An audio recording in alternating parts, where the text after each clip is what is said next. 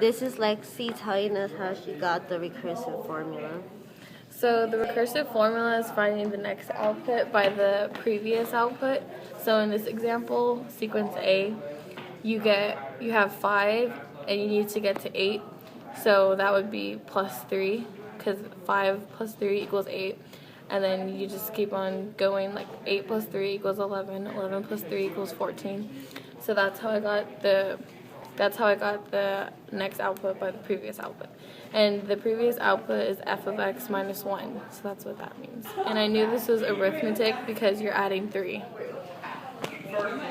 And this is Fernanda telling us how she found f of 0. How I found f of 0 is the opposite of adding is subtracting, so I subtracted 8 minus 3 to get 5. That's how I got the f of 0. This is Lexie telling us how she got the main part of the explicit formula. So in this one, the main part of the explicit formula is the 3x, which means 3 times x. And I got it because instead of adding 3 plus 3 plus 3, a faster way to do it is multiplying 3. So that's how I got f of x equals 3x. And the plus 5 is from the f of 0, which is your starting point basically. So that always goes at the end after the main part. So that's how I got f of x equals 3x plus 5, which is f of 0.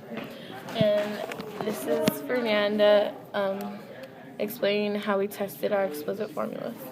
We tested our explicit formula by choosing an term and an output, and so I put the 3 where the x was, so it's f x equals 3 parentheses 3 plus 5, and then you multiply these two to get 9 plus 5, and then you bring down the 3, and then you get 14, and then equals f of 3 equals 14.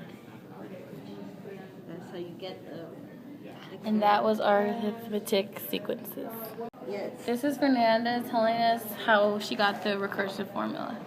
Okay, so how you get the previous output to get the output, so you multiply 5 times 2 to get 10, and the previous output is x minus 1, and it's geometric because you multiply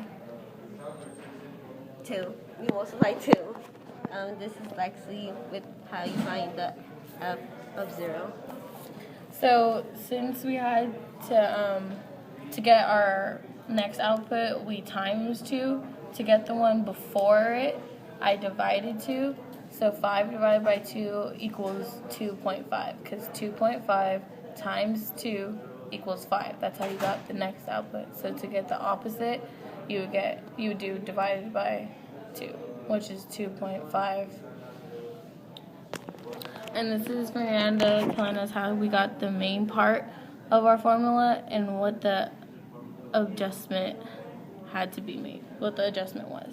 Well, how we found the explicit formula, instead of doing 2 times 2 times 2, you can use an exponent, and then multiply, and you put the f of 0 on the last hand. Yeah. Explain how you tested your formula. So, we're doing the same thing. We're just plugging it in to any of these.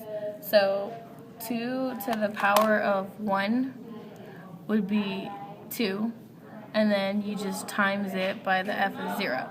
So 2 times 2.5 would equal the output for it, which is 5. So 2 times 2.5 equals 5. And so that's how we did our geometric sequences.